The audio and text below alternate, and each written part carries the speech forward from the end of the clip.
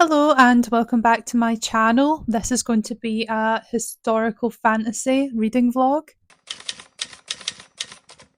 If you saw my last video, which was a Christmas book haul, you would have seen that the majority of the books I got were historical fantasy books, specifically historical fantasy romance, which is a genre that I really like. I actually prefer it to modern urban fantasy. I just prefer books that are either set in actual real life eras or in fantasy worlds, but they still kind of have the technology and the clothing of the Victorian era, for example. I just really like it. I don't know why. But yeah, this is just a vlog of me reading 3 books from that genre. I actually have a big stack to choose from, so I haven't chose the 3 books that I want to read yet, but I'm going to go through the stack and see what ones I am feeling the most. First is Empire of Shadows, and this is a fantasy historical romance. I think this one's quite heavy on the romance, and it follows two rival explorers in the Victorian era, and I've just heard amazing reviews for this book. It's being compared to The Mummy, which I actually haven't seen, but I know a lot of people love that movie. And yeah, I've not seen a single negative thing about this book, so this one's a strong contender for the vlog. Another one I really want to read as well is The Wild Huntress, and this is historical fantasy based off Welsh folklore, and it follows 3 characters who come together to participate in this wild hunt. And I've heard there's a twist halfway through it, and that really intrigues me. I always love a twist in a book, though when I do know there's a twist, 9 times out of 10, I do predict it. Then if I didn't know there was one, I wouldn't really bother looking for a twist, but because I know there's one, I'll probably predict it, but who knows, maybe I won't. There's also The Sword of Kaigan, which is one of my most anticipated releases. It's historical fantasy, but there's no romance in this one. I think it's about a mother and her son, and it follows an older female character. And I've heard that the first half of this book is actually really action packed, but the second half is a bit slower and more of a character study, which I feel is very unique. It's usually the other way around, and I'm really interested in it. And this is another one I've not seen a single bad review for, so I have high hopes. The final option is Dark of the West, which is a military historical fantasy with romance, and this is definitely getting read in this vlog because I'm already halfway through it. This follows the 2 main characters, Athen and Oriella. I think that's how her name is pronounced. She goes by Ali though, and both of their parents are basically mortal enemies. Athen is a fighter pilot and his dad is a commander of the Eastern Territories in the north of this world, and Ali's mother is the queen of the Western Territories of the world. And Athen's dad thinks that Ali's mother is responsible for his wife's death, so he orders Athen to basically spy on Ali just for insider information. And of course, they fall in love, and I am already about 250 pages through this book. And I'm actually really enjoying it so far. It's a breath of fresh air, honestly, because it is a romantasy book in the sense that there's these star-crossed lovers. They should be enemies, but they're starting to fall for each other, and their families are on opposing sides of a war. It's very stereotypical, but it was published in 2018, so kind of before Book Talk and these tropes kind of blew up. So it doesn't really fall into the stereotypes of these tropes and themes.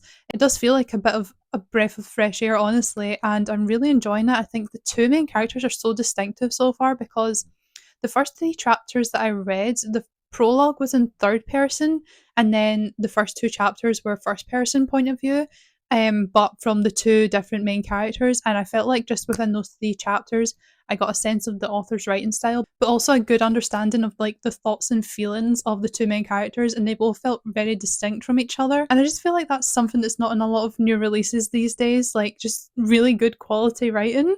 This is definitely a slow burn as well. I got over 150 pages in, and the 2 main characters hadn't even met yet. But I honestly love that. I'm sick of insta love or insta lust, and I love how just the author spent so long just setting up the world, and there's so much political intrigue as well. I saw it get compared to Divine Rivals on TikTok, and I totally see that in terms of the vibes and the 2 main characters as well, and the kind of relationship dynamic that they have. But other than that, not really.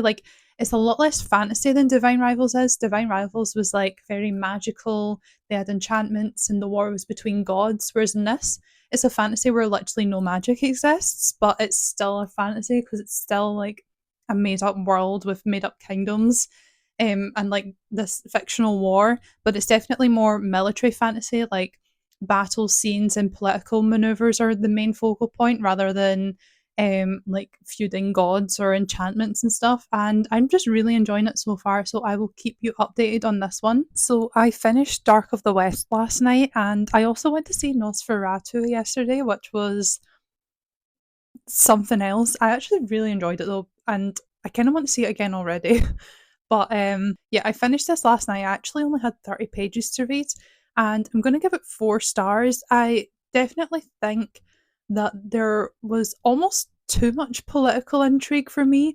A lot of the plot just revolved around characters who were in positions of power having conversations about different countries and kingdoms and war plans and whatever. And that definitely will be a lot of people's cup of tea, but it wasn't really mine. I do love political intrigue, but this one, it was just a bit too much for me and started to feel a bit repetitive after a while. I kind of just wanted more from the characters and more interactions. Not necessarily more romance, but just more characters, to be honest. I do think I will continue the series though, because the next books in the series have actually higher ratings on Goodreads than this one, which is usually the case because people who enjoy the first book are the ones to review the second book.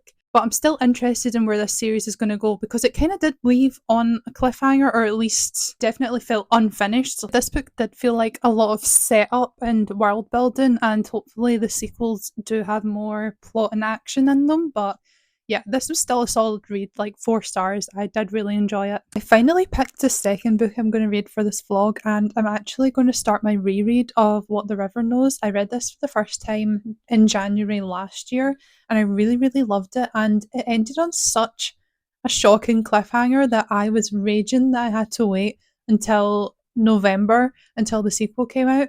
And then November came, I got the book, and I just never picked it up. So I'm going to reread this. I'm actually already about 140 pages in, and it's only, I think, 390 pages. So since this is a reread and I'm reading it quite fast, I reckon I could finish this tonight, and then maybe I can move on to the sequel, and that can be the third book of this vlog. But I may or may not also include another book as well, just to switch things up, since this is a reread as well. This book is also historical fantasy with romance. It's a YA, but it's an upper YA. I think the characters are like 18, 19 years old, and it's set in Egypt. And the main character, Inez, at the start of the book finds out that her parents have died on like a trek in the desert in Egypt. So she goes there just to basically explore Egypt and Cairo and see the city that her parents loved so much, because she grew up with them being away for like half of the year because they were in Egypt and they never invited her, and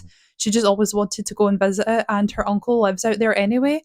But when she arrives there, she kind of finds out that her parents' deaths or disappearances were kind of under mysterious circumstances. I just remember loving this book. I'm also enjoying it now, not as much as the first time, but that might just be because I read it kind of recently. It was only a year ago. But I'm excited for the sequel, so I want to get through this so I can get to that one. I also have a little book haul to do. It's just 3 books, but 2 of them are the January Fairy Loot books, the adult and the YA picks. So if you don't want to get spoiled for that yet, skip to this time here for when I've stopped showing off the books. But they're just so stunning that I want to show them off. The first one is Cruel as the Light, and I honestly have not really heard much of this. I've only really seen the cover floating about, but I have seen some quite positive reviews for this. I don't really know what it's about. It is a YA fantasy. This is a completely redesigned cover and also has sprayed edges as well. Apparently, it's about angels and demons teaming up to do something, so that sounds quite interesting. And then the adult book I got was Immortal by Sue Lynn Tan, who wrote the Daughter of the Moon Goddess series. I actually had already ordered the Waterstones exclusive edition of this, which is absolutely stunning. It's got this sprayed edge, and then this is just the standard cover. But the Fairy Loot edition really takes it to the next level. I am in love with this. Like,